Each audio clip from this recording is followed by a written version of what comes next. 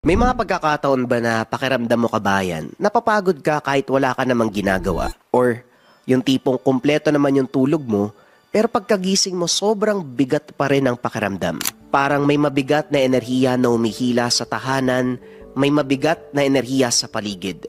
Sa negosyo, kwarto, sala, o kung saan ka madalas tumatambay kabayan. Hindi lahat ng dumi kabayan nakikita ng pisikal na mata. Hindi dapat malinis lang ang pisikal na espasyo, hanggang espiritual dapat kiniklens yan. Ang incenso candle for cleansing mula sa Lika Merchandise ay espesyal na kandila na ginawa upang magbigay ng liwanag sa espasyo na ating ginagalawan. Incenso candle for cleansing, pang-cleanse ng lugar, pangtaboy ng negative energy para maganda ang pasok ng swerte at iwas sakit na bunga ng negative energy. Sa isang sindilang kabayan, gumagaan ang kapaligiran, lumilinis ang espasyo, nagiging mahimbing ang pagtulog sa gabi. Ito ay mainam na gamitin pang-cleanse na mga lugar kung saan natin nararamdaman ang negatibong enerhiya. Kung interesado ka kabayan, kailangan lang tong sindihan sa umaga at gabi. May yellow basket dito sa baba or pwede mong i-visit ang shop ng Lika Merchandise Incenso Candle for Cleansing.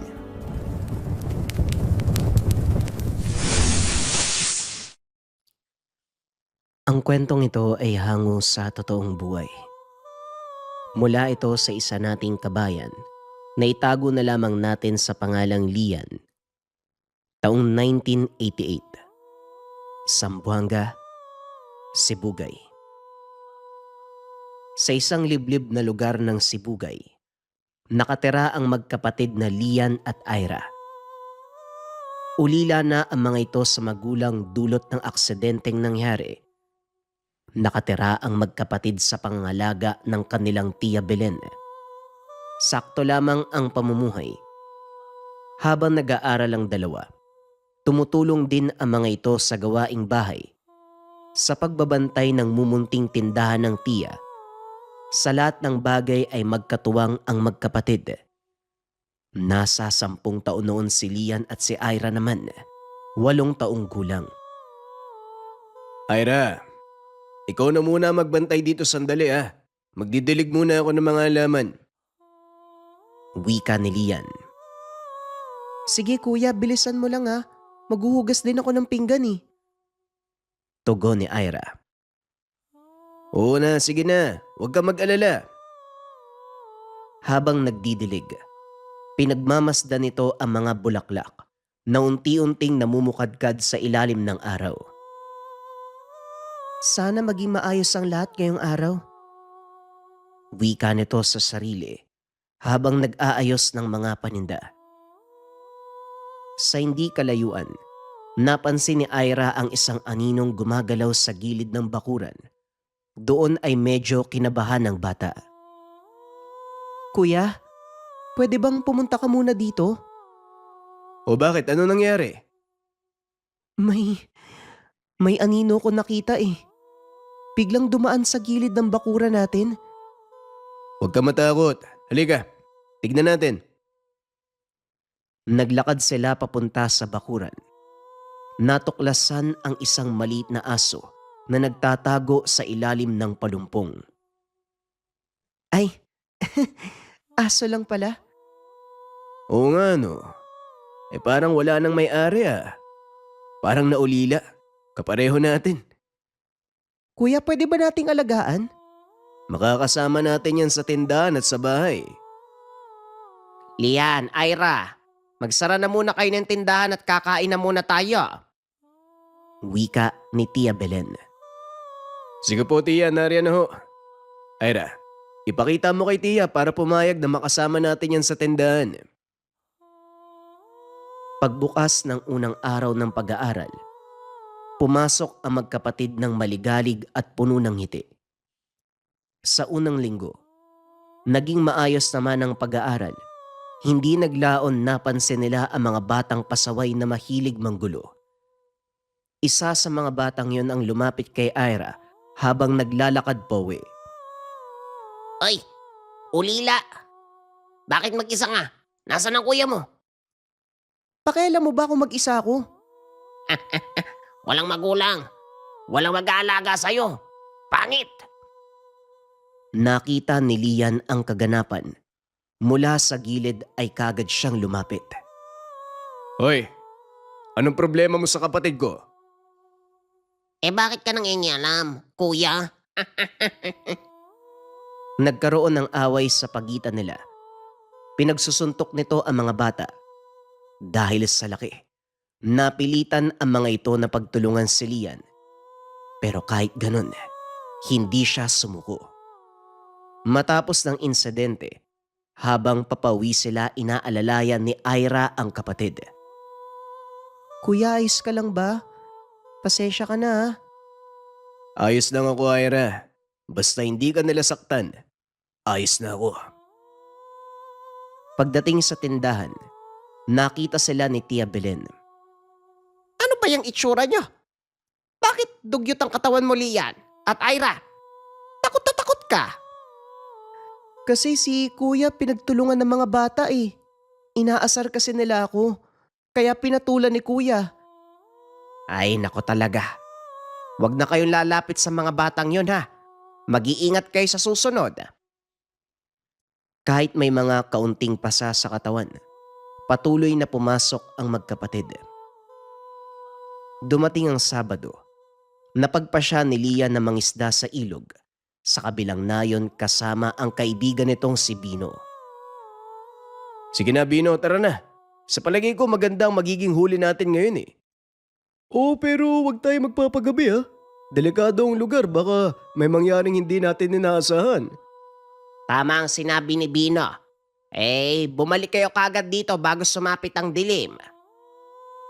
Wika ni Aling Belen bago sila umalis. Pagdating sa ilog, hinanda na kaagad ang pamingwit. Handa ka na ba, Lian? Kung sakali may lumapit na hindi ka nais-nais, alam mo nang gagawin? Wika nito, habang hinahanda ang tirador sa leeg. Oo, pero hindi na natin kailangan yan. Mangingisda lang naman tayo eh. Habang nag-uusap, may napansin sila. Gumagalaw sa gilid ng bakawan. Bino, tignan mo yan. Ano kaya yun? Lumabas ang malaking bayawak. Tahimik silang pinagmamasdan. Patay ka sa akin ngayon. Ako nang bahala dyan. Teka, wag. Sandali, wag mo saktan. Tignan natin kung maayos lang siya. Nanatiling nakatayo ang bayawak sa harapan nila. Tila nagsusuri.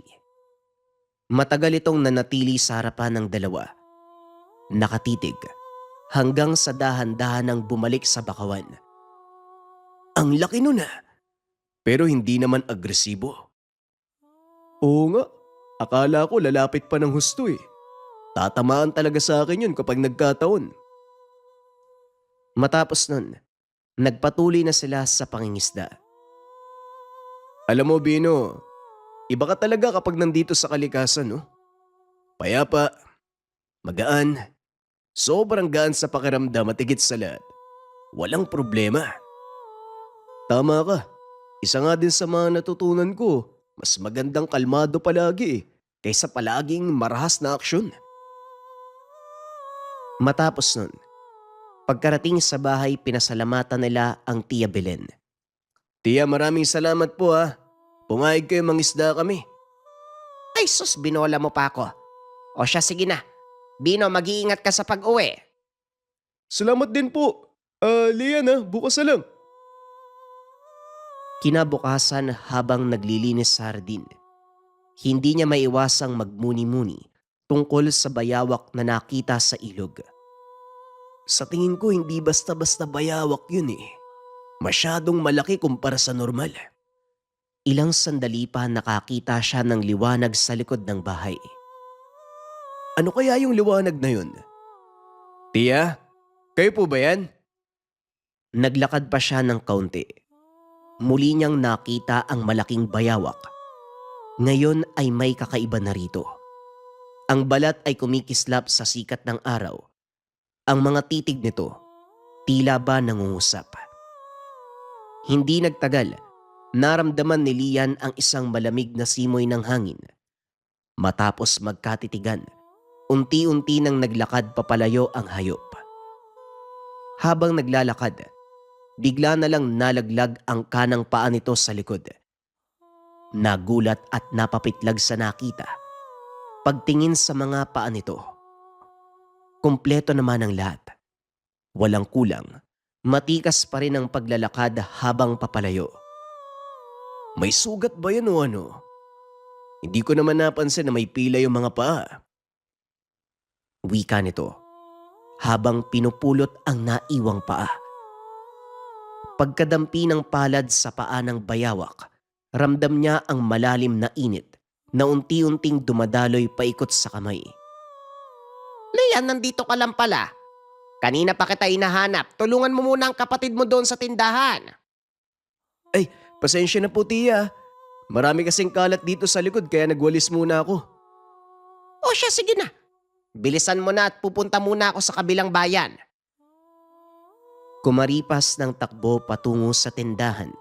Tinulungan niya ng buong araw ang kapatid. Matapos ng lahat ng kaganapan, habang nagpapahinga, tinititigan niya ang bagay na nakuha. Ang ganda ng kuko ng bayawak na yun ah. Makintab tapos ang linis. Kuya, ano ba yung tinitignan mo? Ay, ano yan? Nakakadiri naman. Itapon mo nga yan. Matulog ka na nga, ang dami mo pang sinasabi. Punasan mo yung laway mo sa bibig. Kinabukasan habang nagbabantay sa tindahan, may matandang pumipili ng paninda. Magkano ito, iho? 5 piso po yan. Nako, kulang ang dala kong pera. Pasensya ka na, tumatanda na ako eh. Makakalimutin na. Huwag niyo na pong alalahanin yun. Parang malayo pa ang nilakbay niyo ah. Medyo malayo nga, iho. Eto po, kunin niyo na. Itabi niyo na po ang perang yan. Teka, sigurado ka ba, iho? Nako, maraming salamat ha. Alam mo kasi, 2 araw na akong hindi kumakain eh.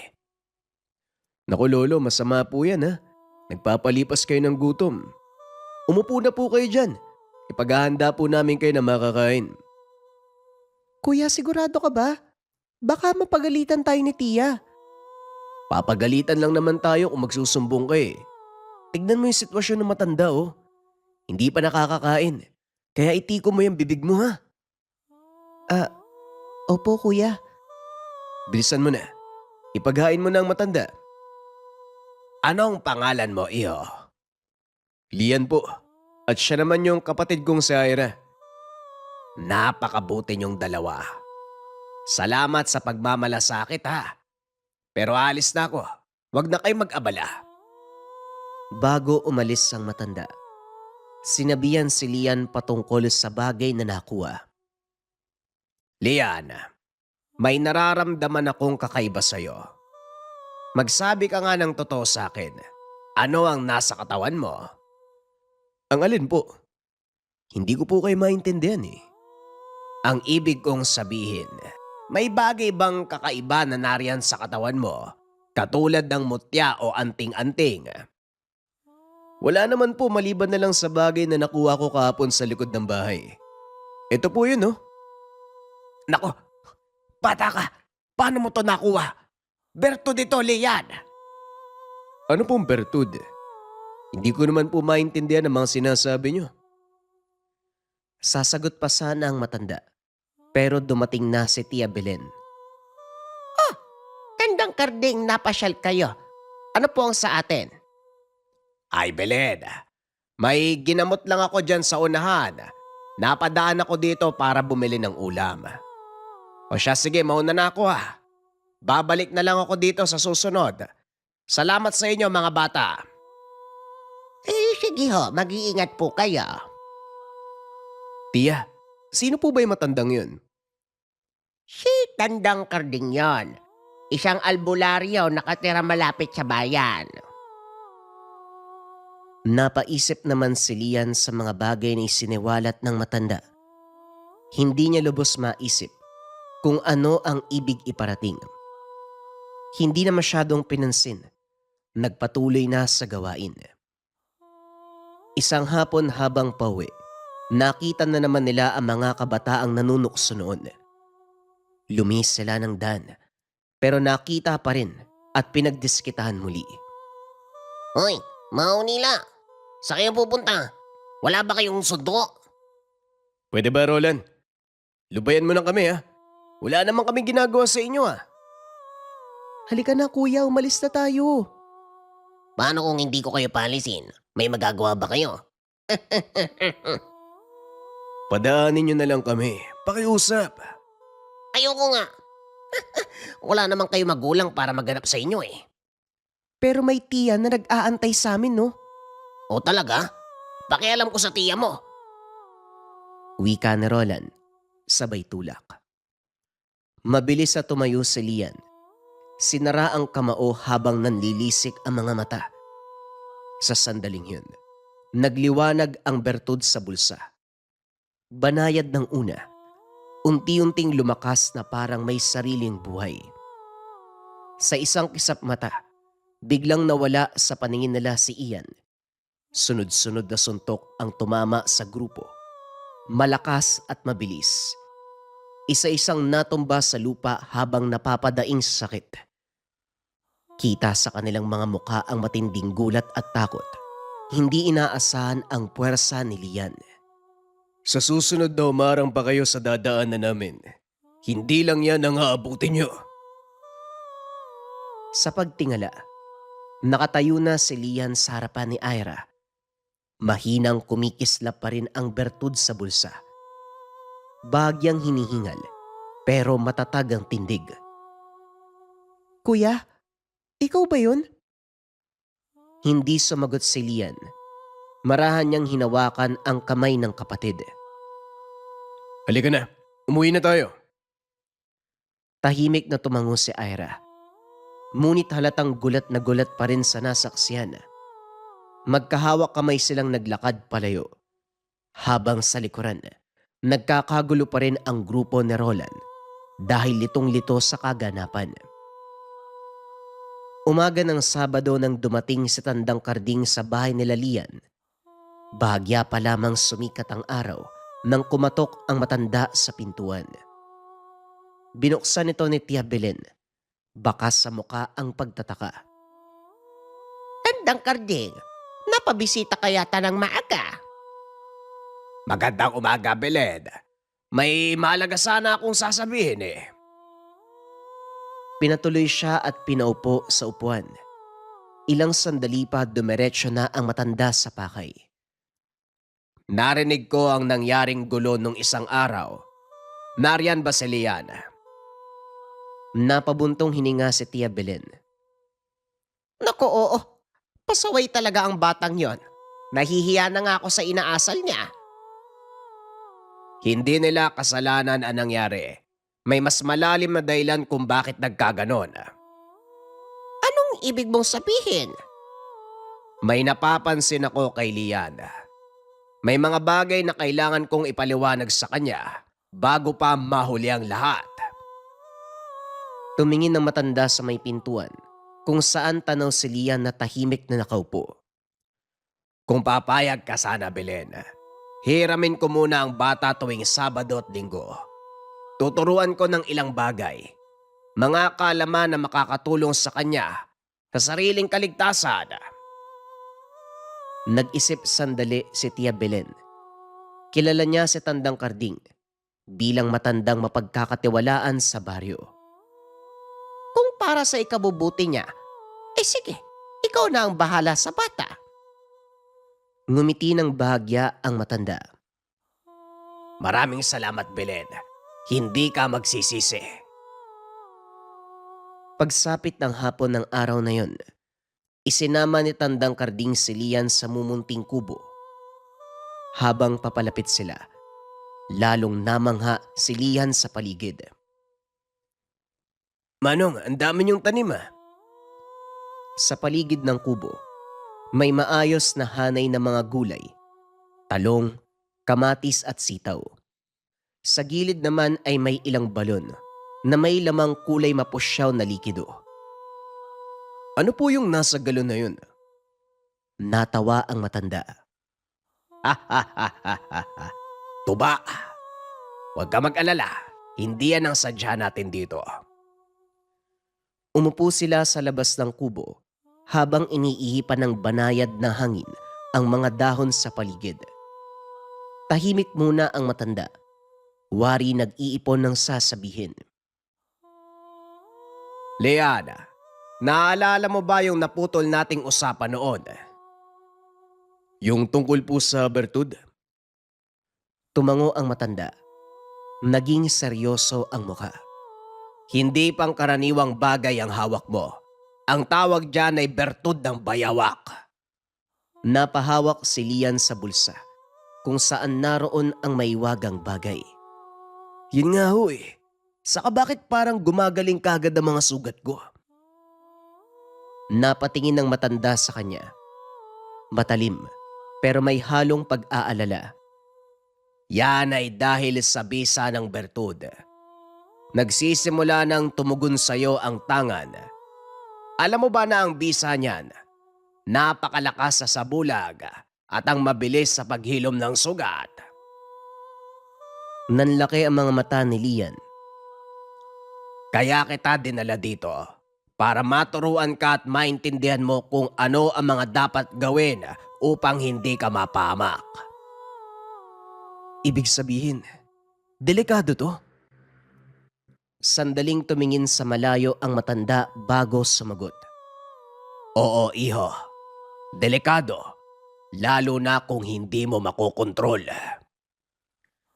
Humigpit ang hawak ni Lian sa bulsa habang marahang umiihip ang hangin sa paligid. Saglit na napatigil ang usapan na may marinig silang yabag sa daan. Sa hindi kalayuan paparating si Roland kasama ang ama nitong si Tasyo. Parehong matalim ang tingin ng mag-ama. Napalingon si Lian, bagyang tumigas ang katawan. Manong, sila po yun. Hindi kumibo ang matanda. Nanatili lamang itong nakaupo. Inaabangan ng paglapit ng dalawa.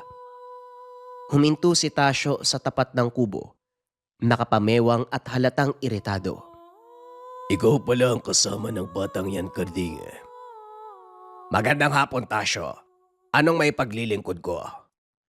Huwag mo na akong paikutin. Narinig ko ang ginawa ng batang yan sa anak ko. Pinahiya at sinaktan. Maigpit na napakuyom ang kamao ni Roland habang nakatitig kay Lian.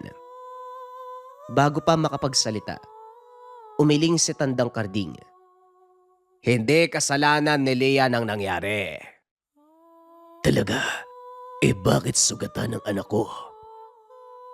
Bagyang ngumiti ang matanda. Isang ngiting may laman. Baka naman, Tasyo, mas dapat mong pagsabihan ng sarili mong anak. Nananakit yan ng kung sino-sino eh. Ikaw pa yata yung kumukonsinti. Ganyang-ganyang ka noon, hindi ba? Kanino pa ba magmamana yan? Nagdilim ang mukha ni Tasyo. Kita ang pag-igting ng panga. Mag-ingat ka sa sinasabi mo, matanda ka. Totoo lang ang sinasabi ko. Isang akbang ang inabante ni Tasyo. Handa ng manugod. Huwag mo kong tinuturuan kung paanong papalakihin ang anak ko. Matagal na kitang pinalampas dahil matanda ka. Pero huwag mong subukin ang pasensya ko. Naramdaman ni Lian ang tensyon sa hangin. Bahagya itong tumayo. Ngunit marahang itinaas ni Tandang Karding ang kamay. Senyas na huwag mangyayalam. At ikaw, bata, huwag mong iisipin na tapos na to. Hindi ko papalampasin ang ginawa mo sa anak ko. Wala naman po sana akong gagawin sa kanya kung hindi niya sinaktan ng kapatid ko. Sumasagot ka pa. Akma sana itong lalapit. Pero hinawakan ni Roland ang braso ng ama. Tay, huli na po kayo. Umalis na tayo. Sa huli, mariing suminghot si Tasyo at tumalikod. Hindi pa ito tapos, Karding. Tandaan nyo, may araw din kayo. Tinatawanan lamang ni Tandang Karding ang pagbabanta ni Tasyo. Marami na akong narinig na ganyan. Iho, hanggang salita lang kadalasan eh. Napawi ang tensyon sa dibdib ni Lian. Hindi na nila pinansin pa ang nangyari. Sa sumunod na 2 araw, nanatili si Lian sa mumunting kubo ng matanda. Doon, mas lumalim ang pag-uusap. Halos gabi-gabi, puno ng tanong ang bata. Lolo, paano ko malalaman kung kailan dapat gamitin ang bertud? Ay, manong ho pala.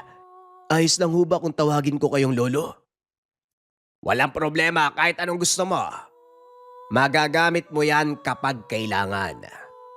Tandaan mo, ang kapangyarihan na ginagamit sa maling dahilan, bumabalik sa may hawak. Lumipas ang mga araw.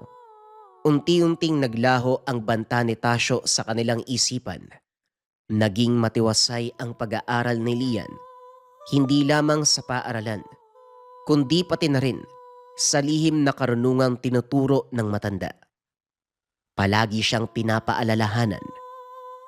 Huwag mong gagamitin ang bertud sa galit. Huwag kang lalaban kung may ibang paraan. At higit sa lahat, huwag mong hayaan na manaig ang takot sa puso mo. Isang gabi, habang tinuturuan ni Karding si Lian ng mga usal sa labas ng kubo, biglang nagbago ang ihip ng hangin. Naging maalinsangan ang paligid. Kasunod nito, isang masangsang na amoy, parang pinaghalong bulok na laman at dugo. Napahinto si Lian. Lo, naamoy niyo po ba yun? Hindi kagad sumagot ang matanda. Bagyang suminghot sa hangin, saka kumunot ang noo. Ilang sandali pa bigla ding nawala ang amoy. Ano po yung mabahong amoy na yun? Napailing sa Tandang Karding. Seryoso ang muka. Baka napadaan lang ang demonyo na yon. Hindi pa man lubos na nauunawaan ni Lian ang ibig sabihin. Umalingaw-ngaw. Ang sunod-sunod na putok ng baril mula sa hindi kalayuan. Kasunod nito ang sigawan ng mga tao. Mabilis na tumayo si Tandang Karding. Halika na! Sa labas! Lumabas ang matanda upang tukuyin kung saan nagmumula ang kaguluhan. Sumunod si Lian. Mabilis ang tibok ng puso. Sa hindi kalayuan isang bahay ang pinagkakaguluhan ng mga tao. May mga lalaki may hawak ng baril at kahoy, habang ang iba, takot na nakatanaw sa bubong. Lumapit ang dalawa. Anong nangyari dito? Isang dalagitang nanginginig ang lumapit. Si Gia. Namumutla ang muka at halos hindi na makapagsalita. May aswang po nakita ko. Nandun po sa bubong eh. Nakalawit po yung dila papasok sa bahay. May buntis po doon eh. Napailing si Tandang Karding. Wari inaasahan na ang ganitong pangyayari. Pagkatapos ay tumingin siya kay Lian. Matalim at puno ng kahulugan ang mga mata. Iho, yan na ang una mong pagsubok. Panahon na para gamitin mo ang kapangyarihang pinagkalob sa'yo. Bagyang kumislap ang bertud sa bulsa ni Lian. At sa gitna ng takot at sigawan, nagsimulang uminit ang palad. Sinabihan ni Tandang Karding ang mga tao na manatili lamang sa paligid ng bahay. Magbantay kay rito. Siguraduhin ligtas ang buntis. Kami na ang bahala sa nilalang na yan. Nagkatinginan ang mga tao. May kaba, ngunit halatang nagtitiwala sa matanda. Mag-iingat po kayo, Manong Karding ha? Hindi na nagsalita pa ang matanda. Tinapik na lamang ang balikat ni Lian. Halika na, iho. Dalian mo. Hinabol ang aswang hanggang sa makarating sa maliit na gubat na may matataas sa damo. Tahimik ang paligid.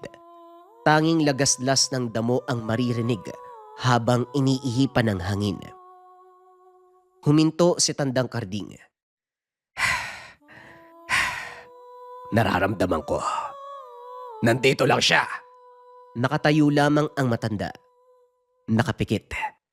Pinakikiramdaman ng hangin. Pinagmasdan ni Lian ang paligid. Ilang sandali pa nang laki ang mga mata. Sa itaas ng puno, may aninong nakadapa. Unti-unting luminaw sa paningin ni Lian ang mapupulang mata na nakatitig sa kanila. Malamig at gutom na gutom. Lolo. Lolo. Alam kong nararamdaman mo kami kanina. Bakit tumuloy ka pa? Gutom ka ba? Umalingaw-ngaw ang ungol sa puno. Matagal na akong hindi nakakalasap ng sariwang dugo. Sayang lang, hindi ko nakuha ang pagkakataon. Maling lugar ang napuntahan mo. Wala kang mabibiktima dito. Gumalaw ang nilalang sa sanga. Kumikislap ang mga mata. Umalis na kayo kung ayaw niyong madamay.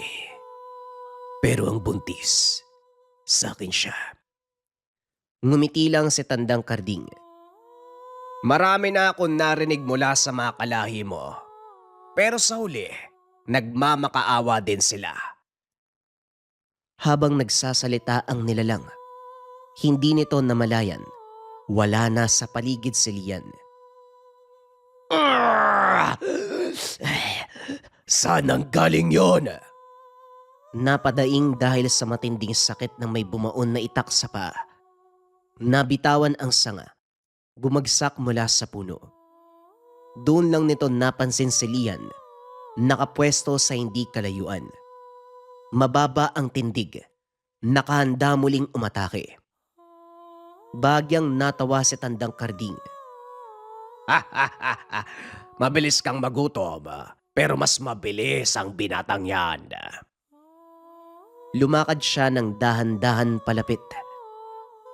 Ngayon, subukan mong tumayo kung kaya mo pa. Maigpit na napakuyom ang kamaon ni Lian habang marahang kumikislap ang bertud sa kanyang bulsa. Galit na galit. Ngunit sugatan. Pilit na gumagapang paatras ang aswang. Nanginginig na ang katawan nito habang patuloy ang pag-agos ng dugo mula sa sugat sa paa. Bawa ka. Huwag mo kong tuluyan. Hindi kumibo si Lian. Nakatingin lamang siya. Mabilis ang tibok ng dibdib. Lumapit na si Tandang Karding. Malamig ang mga mata. Sabi ko na sa'yo magmamakaawa ka din sa uli. Teka, sandali, hindi mo na... Isang malakas na hataw ang binitawan ng matanda. Tumama ito sa leeg ng nilalang. Huminto ang paggalaw. Bumagsak ang katawan sa lupa. Tanging ang ihip ng hangin sa damuhan ang natira. Napatitig si Lian sa nangyari. Bagyang naninigas ang mga kamay. Napansin ito ng matanda. Hindi pa pwedeng mabahira ng dugo ang mga kamay mo, iho. Bakit naman po, Lolo? May tamang panahon ng lahat. Matuto ka munang kumilala, umunawa, magkontrol. Kapag dumating na ang oras, saka mo haharapin ang sarili mong laban. Marahang tumango si Lian. Bagaman halatang marami pa siyang gustong itanong. Tinapik siya ng matanda sa balikat. Halika na, tapos na tayo dito. Pagbalik nila sa baryo, nag-aabang pa rin ang mga tao sa labas ng bahay. Halatang kabado ang lahat. Karding, anong nangyari? Huminto ang matanda sa harapan nila. Napatay na namin ang aswang. Ligtas na kayo. Buntong hininga ang kumawala sa mga tao. May ilan pang napaupo sa sobrang ginhawa. Lumapit si Gia, may luha sa mga mata. Kasama ang kapatid na Serena, na hawak ang tiyan na buntis. Maraming salamat po Nailigtas niyo po kami. Mag-ingat na lang kayo sa susunod. Hindi lahat ng gumagala sa gabi, hayop lang. Yung iba mga nilalang. Tumango ang magkapatid. Puno ng pasasalamat. Sumulyap si Gia kay Lian. Ikaw din maraming salamat sa'yo. Walang anuman. Natapos ang gabi na yon na may pahinga. Panatag ang mga tao. Unti-unting bumalik sa normal ang takbo ng buhay. Lumipas ang maraming araw, linggo at buwan. Naging tahimik ang pamumuhay ni Lian at Tandang Karding. Patuloy ang pag-aaral ng bata sa lihim na karunungan. Paminsan-minsan, dumadalaw sila kina Tia Belen at Ira. May mga araw naman ang magtiya ang bumibisita sa mumunting kubo ng matanda. Sa ganitong paraan, nananatiling buo ang ugnayan. Isang hapon, habang naglalakad pa uwi ang magkapatid mula sa paaralan, may nakasalubong silang isang matandang babae. Balot na balot ng itim na balabal, halos matakpan ang buong ulo at muka. Tahimik lamang itong naglalakad. Pagkalagpas nila ay napahinto si Lian. May kung anong malamig, mabigat na presensyang kumapit sa pakiramdam. Parang may usok na maitim na bumabalot sa matanda. Napalingon siya sandali. Ngunit patuloy lang sa paglalakad ang babae. Kuya, bakit? Wala. Halika na. Hindi na pinansin ni Lian, pero sa loob niya, alam niyang may hindi tama. Dumating na ang Martes ng hapon. Biglang dumalaw si Tandang Karding sa bahay nila Lian. Seryoso ang mukha nito. Ibang-iba sa nakasanayan. Tandang Karding, may problema po ba? Kailangan ko ang tulong ni Lian. Hindi na nagtanong pa si Tia Belen. Matagal niya nang alam na may mga bagay na hindi basta pinapaliwanag ng matanda. Ay, sige ho. Mag-iingat ho kayo. Hindi nagtagal naglakbay ang dalawa. Malayo pa lamang sa pupunta nila. Nanlamig na ang batok ni Lian. Lo, ang bigat sa pakiramdam. Tama ka. Nararamdaman mo na pala. Habang papalapit sila sa isang lumang bahay sa gilid ng baryo, lalong dumidilim ang pakiramdam ng paligid na tila ba galit ang simoy ng hangin. Pagpasok nila ng bahay, tumambad ang isang babaeng nakaratay sa higaan. Balot ng makapal na kumot, malalim ang mga mata, maputla ang balat, at sa hangin may amoy na bubulok na laman. Napatras si Lian. Lolo, Lumapit ang isang batang lalaki na halos 8 taong gulang. Tulungan niya po si Mama, pakiusap po. ako si Gina. Ipanaliwanag ng mga kamag-anak na matagal nang may sakit si Gina, pero walang doktor ang makapagpaliwanag. Tahimik na umupo si Tandang Karding sa gilid ng higaan. Hindi to karaniwang sakit. Barang to. Tumingin siya kay Lian. Barang? May taong bumarang sa kanya. Mahinang umiling si Gina. Nangingilid ang luha. Ay, sa totoo lang, Tandang Karding, naging kabit ho siya. Hindi naman niya alam na may asawa pala ang lalaking yan. Matapos kumprontahin nagbanta. Ilang linggo nagkaganyan na siya. Wika ni Aling Lourdes. Yan naman kasi. Hindi niyo muna kinikilala ng lubos ang isang tao bago kayo magtiwala. Mag-ingat kasi kayo. Ay nako, susubukin nating pahinain yan.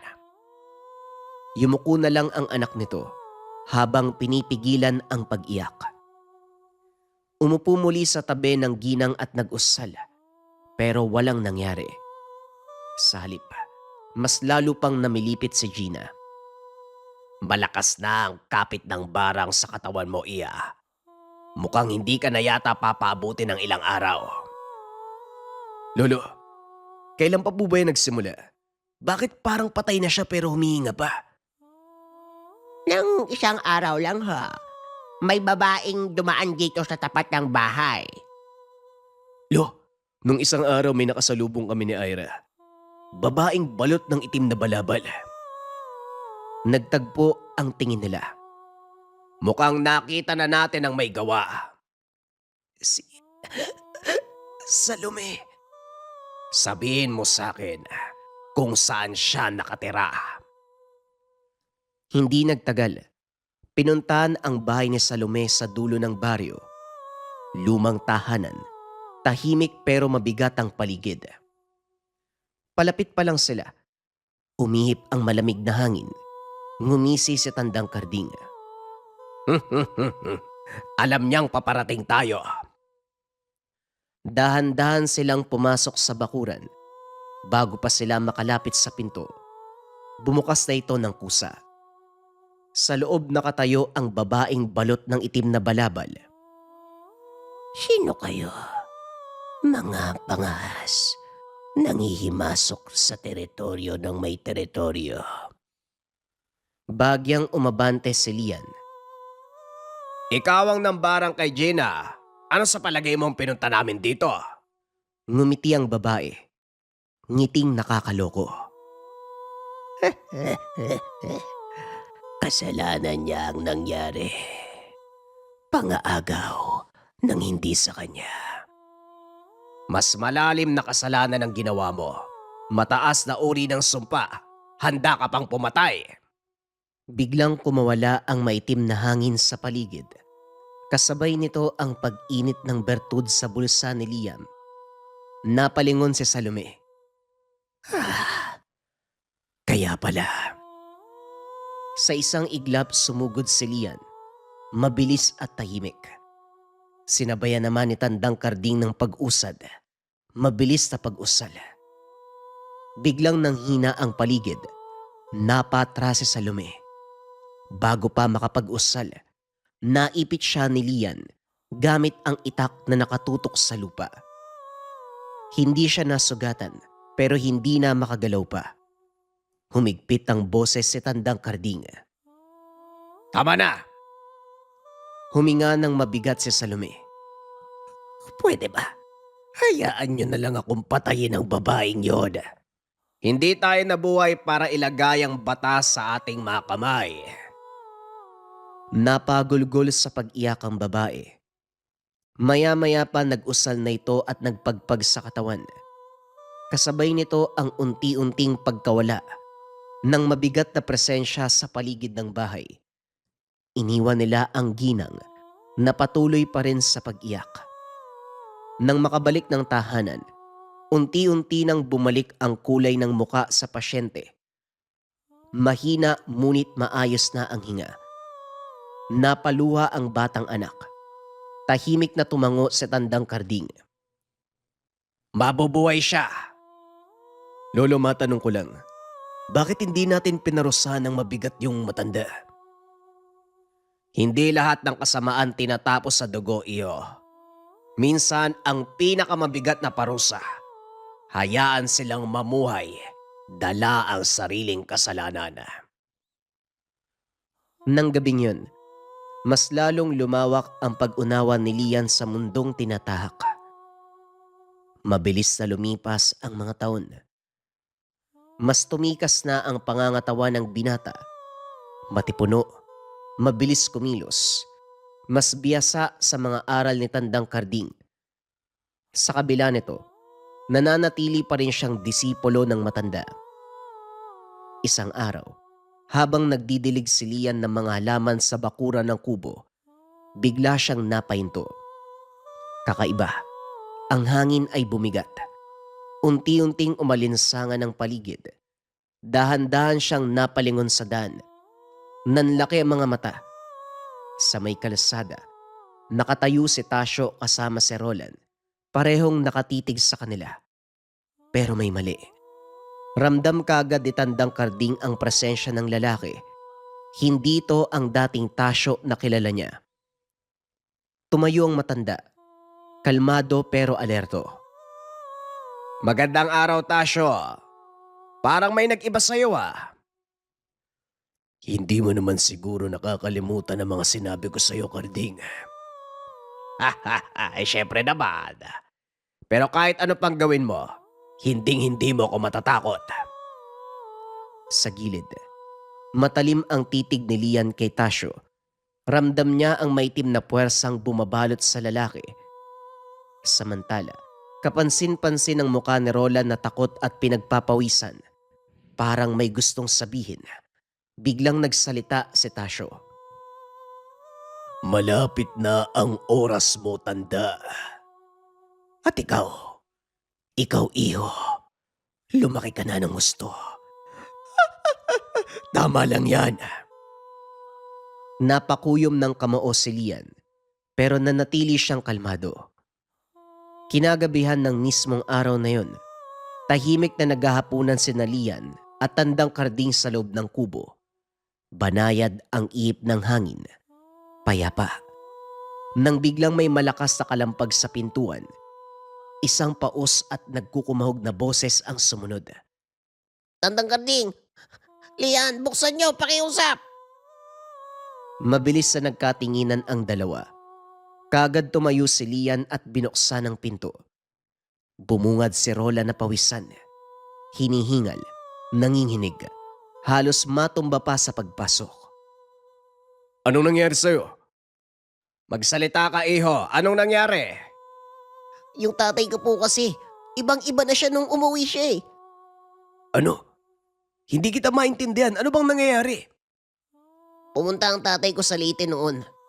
Ilang buwan matapos tayo magkasagutan, bigla na lang siyang nawala eh. Wala siyang sinabi ko nung gagawin doon pagbalik niya. Iba na siya. Palagi siyang galit. Pagdating ng gabi parang hindi na siya tao eh. Sinadya niyang magpayanggaw. Alam mo noon pa man, mapagiganti na talaga ang ama mo. At ngayon dahil sa ginawa niya, hindi na siya makakabalik sa dati niyang buhay. Napayoko si Roland.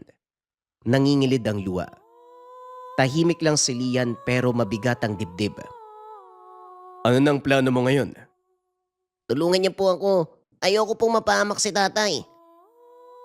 Nagkatinginan ang dalawa bago sumagot ang matanda. Gagawin namin ang lahat ng aming makakaya. Pero sa sitwasyon ng iyong ama, nakatikim na ito ng karne at sa tansya ko hindi lang isang beses. Didiretsoy na kita. Kamatayan na lang ang magpapagaling sa kanya. Nanlamig ang hangin sa loob ng kubo. Hindi pa man nakakasagot. Nang biglang, Roland! Tatay! Si tatay! Lumabas ka, Roland. Ayoko. Ayoko pong lumabas. lumapit si Tandang Karding at inilapag ang kamay sa balikat nito. Makinig ka sa akin, iyo. Manatili ka rito. Huwag kang lalabas kahit ano mangyari. Lumabas si Tandang Karding sa kubo. Galit na galit si Tasyo. Karding, alam kong nasa loob ang anak ko. Umalis ka na, Tasyo. Hindi mo siya makukuha dito. Kung hindi mo ilalabas ang anak ko, gigibayin ko ang kubo at kayo ang unang mababaon sa ilalim. Sa ilalim ng bilog na buwan, biglang namula ang mga mata ni Tasyo. Unti-unting tinubuan ng makapal na balahibo ang katawan. Lumaki ang tindig. Tinubuan din ito ng malalapad na pakpak.